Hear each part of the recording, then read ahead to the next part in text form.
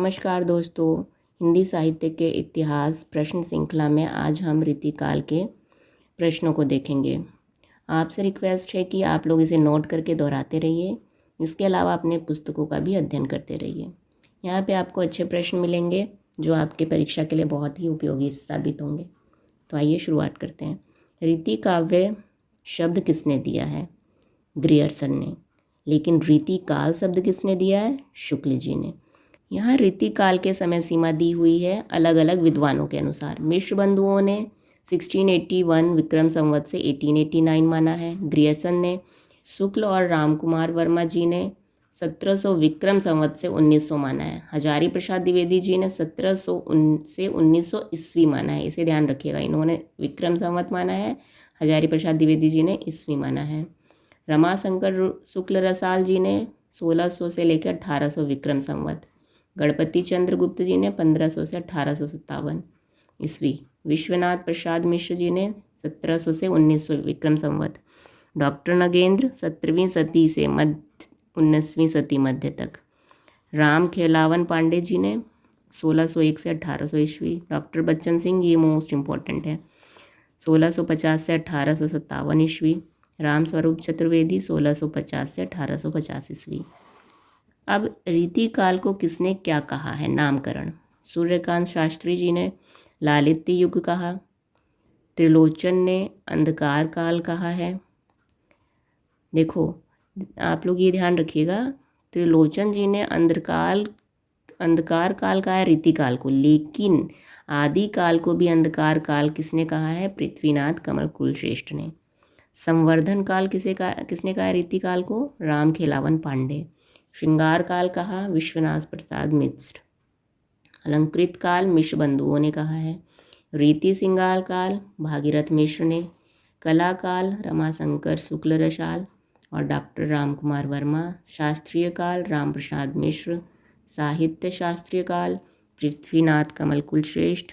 अपकर्ष काल गणपति चंद्रगुप्त। चारणी काल गुणगान करने वाला काल FEK। जबकि चारण काल आदि काल को ग्रियर्सन ने कहा है। चारणी काल देखो कहा है यहाँ पे रीतिकाल को FEK ने, जबकि चारण काल आदि काल को ग्रियर्सन जी ने कहा है। हर्ष्य काल कहा है शंभुनाथ सिंह। शुक्ल के अनुसार रीतिकाल के प्रवर्तक कौन है? चिंतामणि। शुक्ल जी ने चिंतामणि को माना है। इनका कथन है, हिंदी में रीति ग्रंथों की अखंड परंपरा चिंतामणि त्रिपाठी से चली, अतः रीतिकाल का आरंभ इन्हीं से मानना चाहिए। केशव दास को रीतिकाल का प्रवर्तक किसने माना है? श्याम चंद्र दास और डॉक्टर नगेंद्र, दोनों ने माना है। शुक्ल के अनुसार रीतिकाल के उदय का कारण क्या था? इन्होंने माना था आश्रयदाता राजाओं की अभिरुचि। जबकि हजारी प्रसाद द्विवेदी जी ने माना है संस्कृत के लक्षण ग्रंथों की प्रेरणा लेकर। नगेंद्र जी ने माना है कवियों की हताशा और निराशा के कारण रीतिकाल का विकास हुआ। डॉक्टर नामवर सिंह जी ने नवीन विषयों की तलाश को माना है। मतीराम की प्रथम रचना कौन सी है? फूल मंजरी है इनकी प्रथम रचना। किसने मतीराम की पहली रचना रसराज माना है? जबकि रसराज को पहली रचना किसने माना है? डॉक्टर बच्चन सिंह ने। बट इनकी है कौन सी पहली? फूल मंजरी। इनकी और रचनाएं देख लेते हैं हम लोग मतीराम जी की। ललित ललाम, अलंकार पंचासिका, रसराज, मतीराम सतसई, वृत्त कौमुदी, साहित्य सार, लक्षणा, श्रृंगार, छदसार संग्रह। मतीराम की सी रसनिग्ध और प्रसादपूर्ण भाषा रीति का अनुसरण करने वालों में बहुत कम मिलती है। ये कथन किसका है? शुक्ल जी का। चिंतामणि की रचनाएं कौन कौन सी हैं? रसविलास, श्रृंगार मंजरी, छंद विचार पिंगल, कवि कुल कल्पत्रु, कृष्ण चरित्र, कवित्व विचार, काव्य प्रकाश, रामाश्वमेध, काव्य विवेक, रामायण। कवि कुल कल्पत्रु में छंद कितने हैं टोटल? तो 1133। और इसमें अध्याय कितने हैं? 8 हैं, जिन्हें प्रकरण कहते हैं। इसकी समय सीमा क्या है? विक्रम संवत 1707। और ये किसकी रचना है? हमने अभी पढ़ा, चिंतामणि की रचना है। केशव दास ने कुल कितने काव्य दोषों का विवेचना की है? 23। इनकी रसिक प्रिया इनकी रचना है और कवि प्रिया। रसिक प्रिया में इन्होंने 5 काव्य दोष बताए हैं और कवि प्रिया में 18। टोटल मिला के कितने हो गए? 23। केशव को संवेदनशील हृदय नहीं मिला था, ये कथन किसका है? हजारी प्रसाद द्विवेदी। केशव की कौन सी रचना प्रबोध चंद्रोदय के आधार पर लिखी गई थी? तो कौन सी? विज्ञान गीत। केशव दास का जन्म क्या है? तो इनका जन्म है 1555 ईस्वी में ओरछा बुंदेलखंड में हुआ था और निधन है इनका 1617 ईस्वी में। इनकी रचनाएं कौन कौन सी हैं? रसिक प्रिया, कवि प्रिया, रामचंद्रिका, छंदमाला, नखशिख, रतन भावनी, वीर सिंह देवचरित, विज्ञान गीता, जहांगीर जस चंद्रिका। संवत 1600 बरस बीते 48, कार्तिक सुद तिथि सप्तमी, बार वरन रजनीश। ये केशव दास की पंक्तियां हैं, लेकिन किस रचना से हैं? तो रसिक प्रिया से। केशव दास ने अपनी प्रत्येक रचना की शुरुआत दोहा छंद से किया है, फिर समय भी बताया है। कवि प्रिया में देखो क्या बताया है? प्रकट पंचमी को भये कवि प्रिया अवतार, 1658 फागुन सुदी बुधवार। तो ये हम एग्ज़ाम में पूछ सकता है, ये लाइन देके कथन कि कौन सी रचना से है या किसकी रचना का ये है। रचनाकार कौन है? तो केशव दास, और रचना है इनकी कवि प्रिया। कुलपति मिश्र के पिता का क्या नाम था? परशुराम मिश्र। ऐसे भी प्रश्न कई बार पिता माता पूछ लेता है, जब जो फेमस रचनाकार होते हैं उनके। उनकी रचना कौन सी है? रस रहस्य। ये इंपॉर्टेंट है, पूछता है अक्सर क्वेश्चंस। राम सिंह की आज्ञा अनुसार विजय महल में रचना की थी इन्होंने।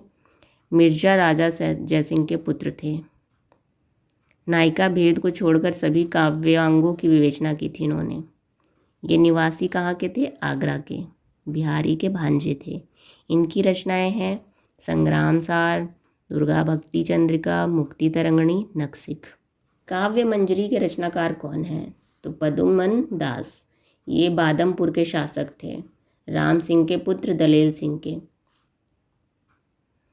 अध्याय काव्य मंजरी में कुल अध्याय 14 हैं, जिन्हें कलिकाएं कहा गया है, और इसमें छंद कितने? 716। सभी काव्यांगों की विवेचना किया इन्होंने काव्य मंजरी में। किसने? पदुमन दास ने। देव के पिता का क्या नाम है? तो बिहारी लाल दुबे। जो फेमस रचनाकार हैं उनके माता पिता का नाम पूछ सकता है। देव की कौन सी रचना पिहानी के अधिपति अकबर अली खां को समर्पित है? तो सुखसागर तरंग। और भाव विलास भी इन्हीं की है, भवानी विलास भी, प्रेमचंद्रिका भी देव की है। सुखसागर तरंग अकबर को समर्पित है, अकबर अली खां को, और भाव विलास आजम शाह को समर्पित है। भवानी विलास भवानी दत्त वैश्य, प्रेमचंद्रिका उद्योत सिंह को समर्पित है।